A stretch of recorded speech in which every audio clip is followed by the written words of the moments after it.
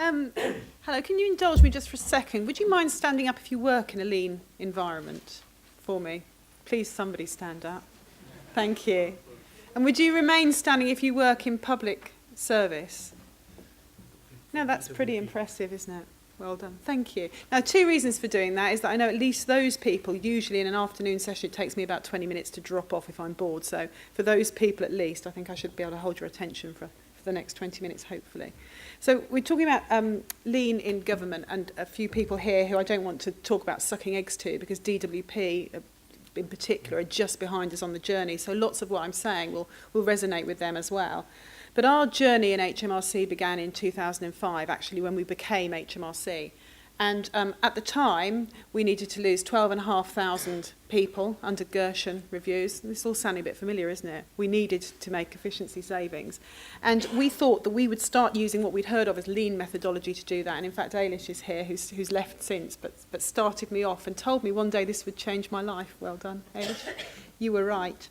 So we started in 3 sites in HMRC, and we started with a self-assessment process. And if I just give you a quick heads-up run through what we used to do in self-assessment is we used to have 2 deadlines a year where people had to file their returns. What we would do with those deadlines is we'd rush and log all the returns so you didn't get a £100 penalty.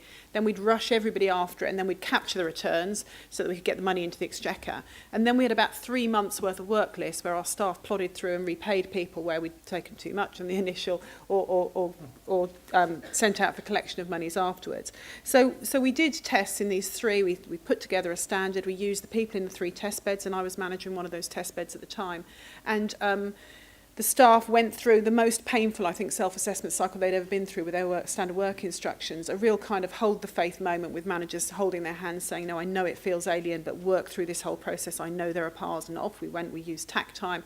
We got through the end. We hit the deadline. Everything was captured. The staff turned around for the work lists and they weren't there. It was 3 months of work wasn't there. It was a complete no-brainer for us and for those people on the ground, critically those people on the ground, that lean was going to make a big difference to our organisation. So that led to similar programmes within processing and around HMRC, and we were going great guns at this initial process re-engineering with our staff, and the people involved in those initial pilots were really enthused, really engaged, but that pretty much ended it. And you will have seen headlines if you're in the masterclass I've just seen from our own trade union. We entered into an area of dispute over efficiency savings and a real misunderstanding of what lean could do for the organisation.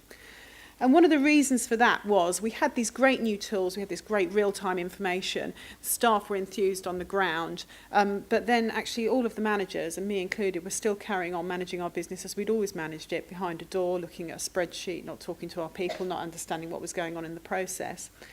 So we hadn't really engaged anyone other than those initial pilots. It also cost a fortune. We had external consultants in for each of our implementations, taking us through. And across the organisation, we had different people doing really good things where the leaders locally understood what they were doing, got engaged and enthused, and started to listen to their people. That wasn't a common, I don't know about your departments, that wasn't common across HMRC and our leadership. So we knew that we had to do things differently, and we then started to think about what was a more holistic programme. You know, we learnt the lessons from those early test beds, and what really needed to change was not just about engaging people and leading lean tools and techniques on the ground. It was about really changing our leadership and completely turning upside down our belief in what made a good leader in HMRC. You know, I was recruited to a leadership post for a large operation because I could make decisions. I made fantastic decisions, I thought.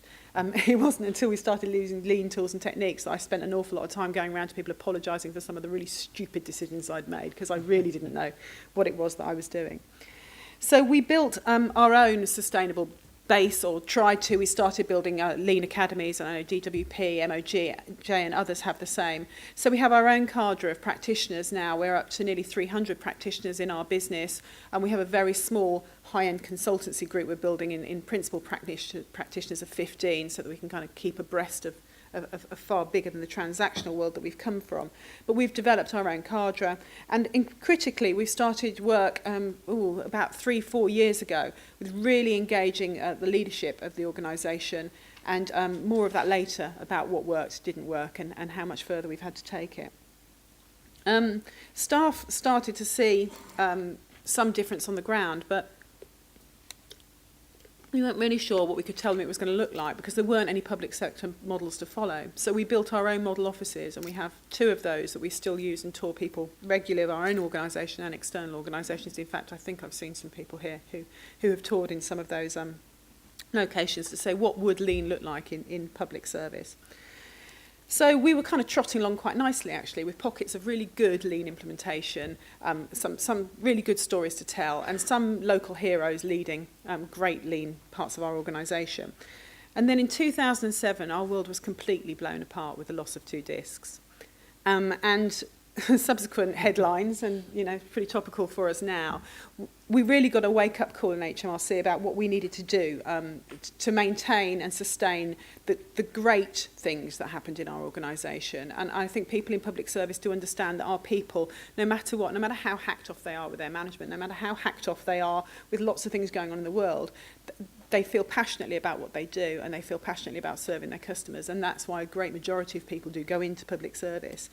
And the only bit of the organisation when we looked around, when we looked at our capability review, where we could see that sort of pride sustaining what needed to happen, and where we saw the kind of care that would make sure we couldn't repeat the sort of horrible errors that had led to our dreadful day in 2007, was in the lean areas of work where Pacesetter was in and sustaining, and where there were good leaders. So the Director General, who was then the Chief Operating Officer, formed a team to look at what could be done, what could be done to build a long-term sustainable model. We went out and we looked at a number of leading organisations, including Toyota, and looked at what we could do to build Pacesetter to become that. So a kind of a long way round telling you that what we did is we built then a continuous improvement programme for HMRC. We became almost Stalinist in our approach, because although we wanted to let people innovate, we realised that there were ways the tools were going to work, and we needed to drive those tools consistently through the organisation. We created a structured roadmap, standard tools, lots of techniques that most of you will probably be familiar with. And that really was a turning point for us, because it was around restoring our pride, I suppose, and around really getting things right for our customers, and people kind of hooked on to the idea of that's what we wanted to do, and the word efficiency was gone. So although the unions accept that, it helped us deal with the cuts that were coming, they no longer were blaming Pacesetter for introducing the cuts, and that was a big turning point for us and a big lesson learned, I think. So in April 2009, our executive committee approved Pacesetter, if you like, as the one continuous improvement programme for HMRC.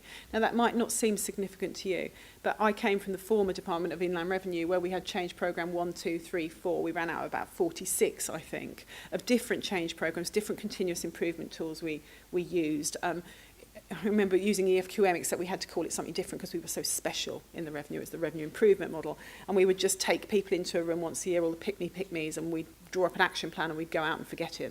And, we'd never really got something that put continuous improvement into every single day of our working lives, and Pacesetter did just that. So about 40% at the moment of our organisation, including critically the top 3 layers of our organisation, the executive committee, using Pacesetter tools and techniques at the moment to manage and engage people with a complete line of sight through our organisation.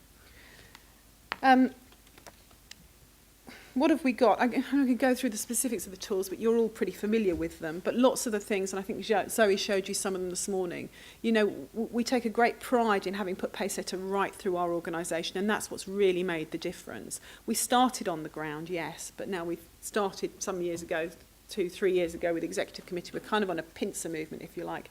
And you can see in parts of our organisation where there's a complete line of sight from the top to the bottom, where people use problem-solving tools to solve the problems at their own part of the organisation. If they can't solve their problem, there's a clear process where they can pass it up or sideways into policy if that's where it needs to go.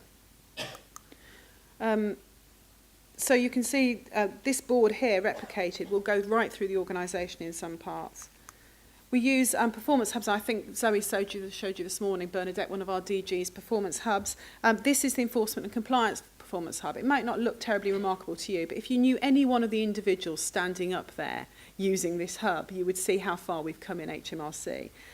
People becoming almost, in fact, my Director General's here and got quite annoyed his wasn't shown because his is the best. They're quite competitive about their hubs, what waste they're eliminating, what good decisions they're making, and the Executive Committee each month in our Performance Committee uses its own hub to manage the performance of the organisation.